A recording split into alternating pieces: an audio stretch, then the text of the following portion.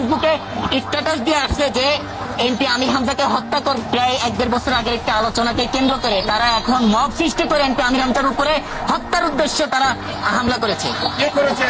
হ্যাঁ, আমরা জানি এটা হলো গণ অধিকার পরিষদ, বিএনপির আমরা জানি যে এখানে ছাত্র দলের কিছু পোলাপানো আছে এবং গণ অধিকার পরিষদের কিছু বেশিরভাগ গণ অধিকার পরিষদের তারা আপনারা দেখবেন যে ফেসবুকে স্ট্যাটাস দিয়ে আসছে যে এমপি আমির হামজাকে হত্যা করবে, আমাদের কাছে স্ক্রিনশটও আছে, আপনার চাইলে দিতে পারবো। তারা আজ দুপুর থেকে এই ফেসবুকে তারা কিন্তু এমপি সাহেবের উপরে আক্রমণ করবে, হত্যার উদ্দেশ্যে এইভাবে একটা আক্রমণ চালাবে।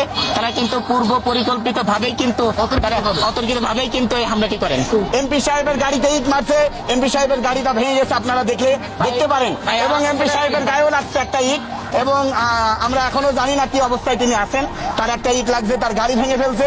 আমাদের 10 থেকে 12 জনের অবস্থা খুবই খারাপ, কারো মাথা ফেটে না, আমরা গাড়ির ভিতরে ছিল 5 জন, তার ভিতরে একজনকে রেখে সে খুবই গুরুতর অবস্থা খারাপ।